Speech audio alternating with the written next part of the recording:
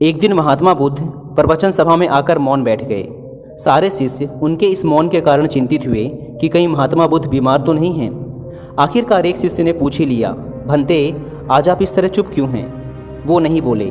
तो दूसरे शिष्य ने पूछा, गुरुदेव आप ठीक तो हैं? बुद्ध फिर भी मौन ही बैठे रहे।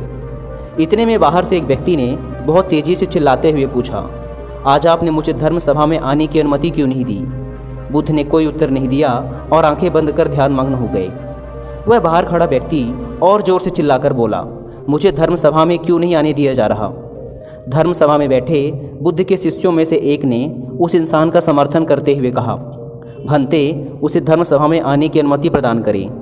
महात्मा बुद्ध ने आंखें खोली और बोले, नहीं, उसे अनुमति नहीं दी जा सकती क्योंकि वह अछूत है। अछूत? लेकिन क्यों? सारे शिष्य यह सुनकर आश्चर्य में पड़ गए कि भंते ये छुआछूत कब से मानने लग गए।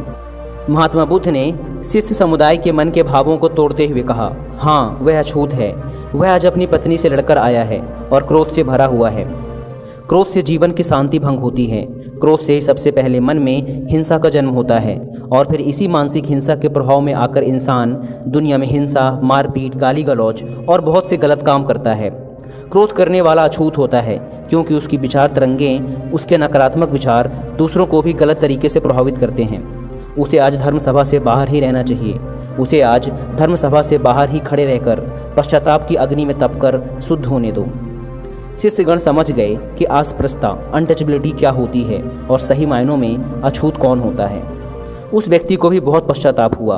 उसने कभी भी क्रोध न करने की कसम खाई। तब जाकर बुद्ध ने उसे धर्म सभा में आने की अनुमति प्रदान की। दोस्तों, इस कहानी से हमने सीखा कि किसी भी इंसान के अछूत होने का आधार उसका जन्म व धर्म नहीं बल्कि उसके कर्म व विचार होने चाहिए। यदि किसी भी इंसान के कर्म व विचार की वजह से किसी प्राणी को नुकसान होता है, वह समाज का अहित होता है, तो वह इंसान अछूत है। दुखों से भरे इस संसार में यदि कोई चीज शीतलता प्रदान करती है तो वो है महात्मा बुद्ध की अनमोल कहानियाँ, उनके अनमोल वचन। दोस्तों, जिस तरह मैं महात्मा बुद्ध की कहानियाँ सुनाकर आप सबको मोटिवेट करता हूँ, उसी तरह आपका एक सब्सक्राइब करना मुझे मोटिवेट कर देता है। तो इस चैनल को अभी सब्सक्राइब ज़रूर कर लें। तो चलिए कहानी शुरू करते हैं। गौतम बुद्ध यानी कि सिद्धार्थ बचपन से ही इतने प्रेमपूर्ण थे कि वो किसी भी जीव को भूल से भी कष्ट नहीं पहुंचाते थे। यही वजह थी कि सभी जीव उनसे और वो उस जीव से बहुत प्रेम करते थे।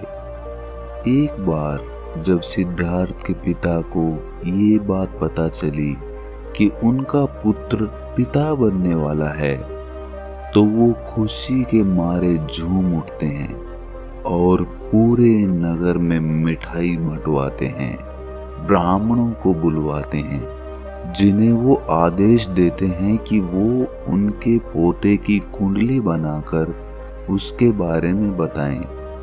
सभी ब्राह्मण उनके पोते की कुंडली बनाते हैं और उसे पढ़कर बताते हैं, लेकिन उस समय उनके पसीने छूट जाते हैं क्योंकि उसमें ऐसा कुछ लिखा होता है कि यदि ये बात राजा को पता चलती है तो वो उनको जान से मार भी सकते थे।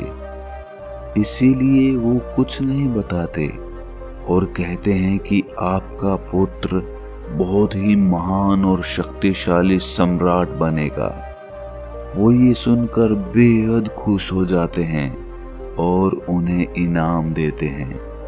लेकिन ये बात छुपाने योग्य नहीं थी, इसीलिए उनमें से एक ब्राह्मण ने इस बारे में सिद्धार्थ की माता को ये बात बता दी कि यदि सिद्धार्थ के पुत्र का जन्म होता है तो सिद्धार्थ की मृत्यु हो जाएगी। वो जीवित नहीं बचेंगे क्योंकि सिद्धार्थ के पुत्र के जीवन में पिता का योग नहीं लिखा है।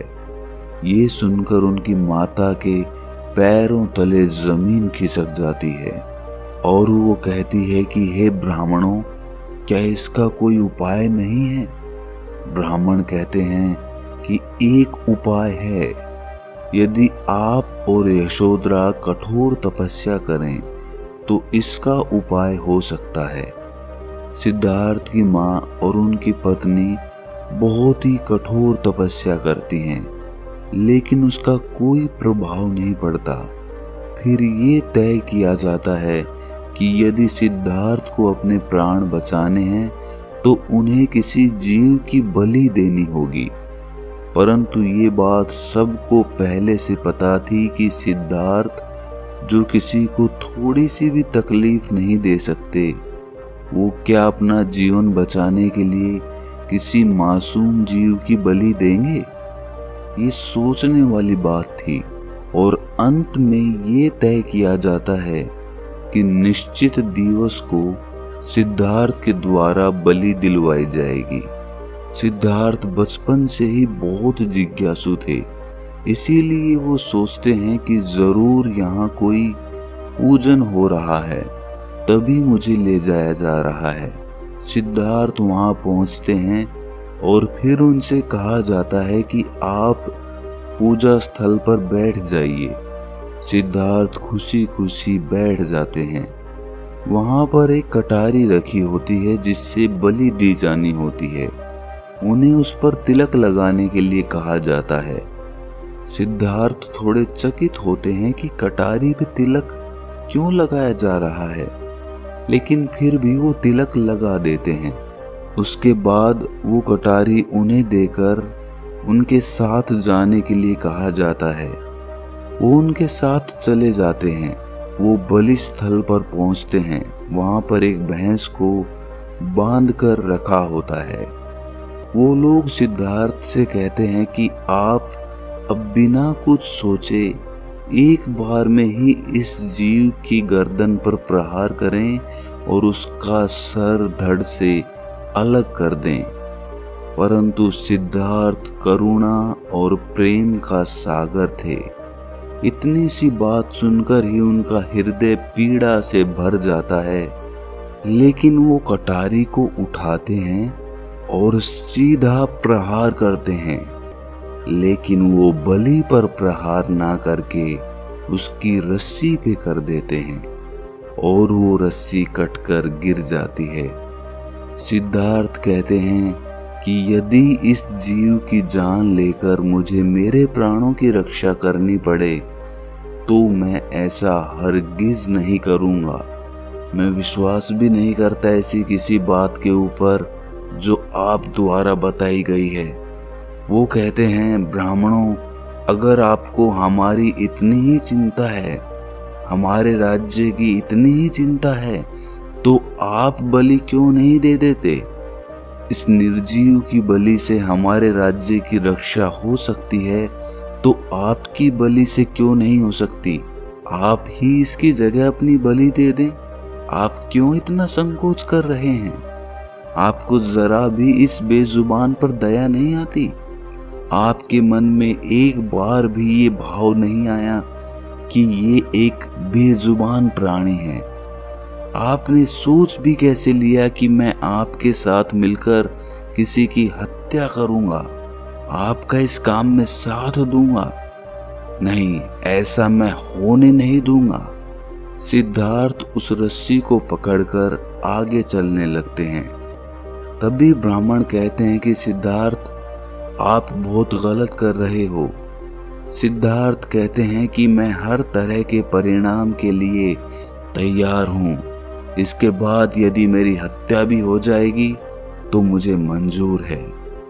तो इस कहानी से हमें शिक्षा मिलती है कि चाहे जानवर ही क्यों ना हो, यदि आप प्रेम करना जानते हैं तो आप ऐसा अनुभव करते हैं कि कोई लाख धन जुटाने के बाद भी नहीं कर पाता है।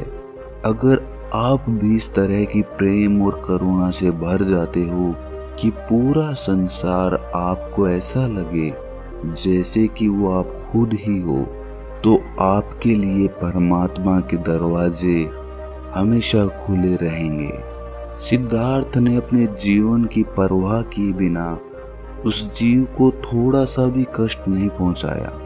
इससे पता चलता है कि उनके भीतर कितना प्रेम और कितनी भाव विभोरता है। एक बार भगवान बुद्ध के शिष्य उनके पास आकर कहते हैं कि हे प्रभु, मैं काफी समय से ध्यान कर रहा हूँ, लेकिन फिर भी ध्यान के उस लक्ष्य को प्राप्त नहीं कर पा रहा हूँ जो मैं चाहता हूँ। आप ही बताएं मैं क्या करूं? बुद्ध मुस्कुराकर बोलते हैं कि यदि तुम्हें सांसारिक जीवन में कोई लक्ष्य प्राप्त करना है तो उसे कठिन परिश्रम से ही प्राप्त किया जा सकता है। उस लक्ष्य के लिए तुम्हें पता है कि तुम क्या कर सकते हो।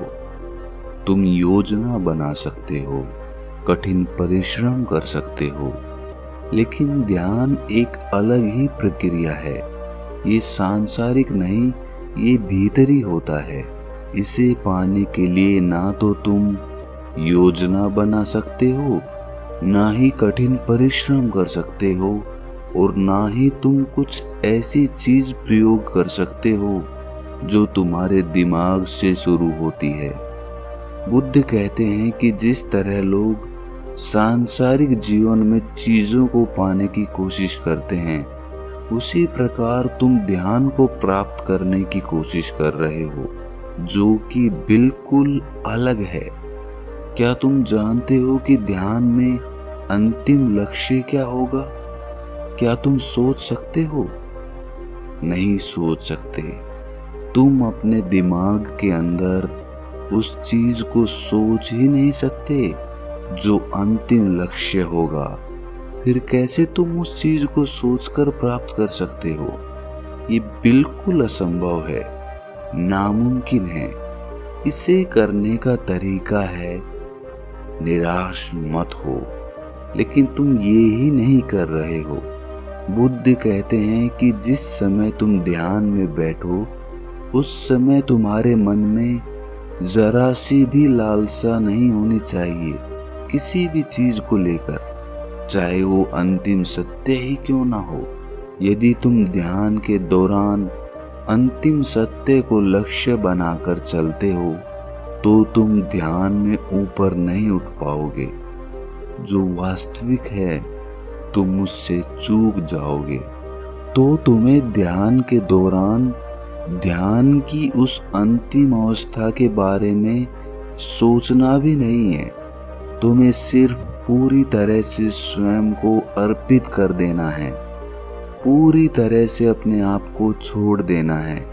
उस समय तुम्हारे लिए कोई भी चीज जरूरी नहीं होनी चाहिए, कोई भी नहीं, यहाँ तक कि मैं भी नहीं, यहाँ तक कि तुम्हारी अंतिम अवस्था भी नहीं जिसे तुम पाना चाहते हो।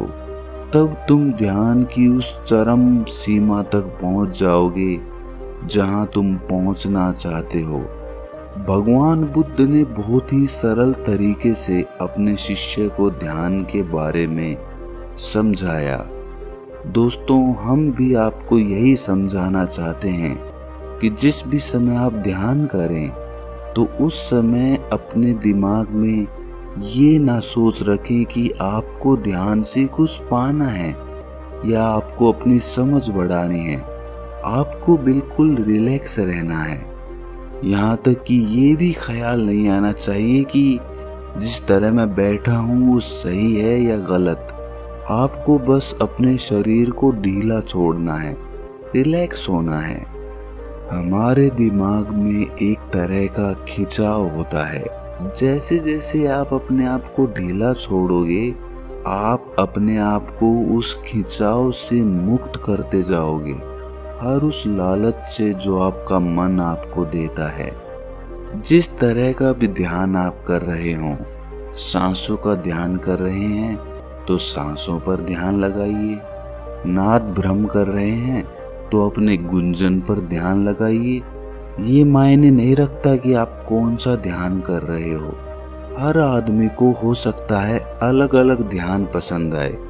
जिस तरह किसी आदमी को कोई फल पसंद होता है और किसी आदमी को कोई दूसरा फल पसंद होता है, वही चीज ध्यान के संबंध में भी लागू होती है। बहुत तरह के ध्यान बनाए गए हैं, लेकिन आपको अपने लिए एक ध्यान चुनना है और निरंतर उसका अभ्यास करते चले जाना है, बिना ये सोचे कि इसका अंतिम लक्ष्य क्या होगा।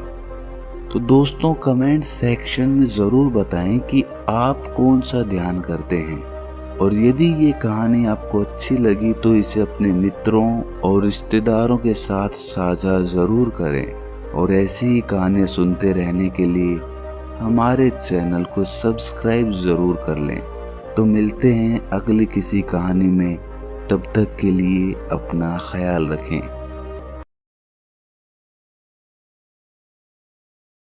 Thanks for watching. Please subscribe.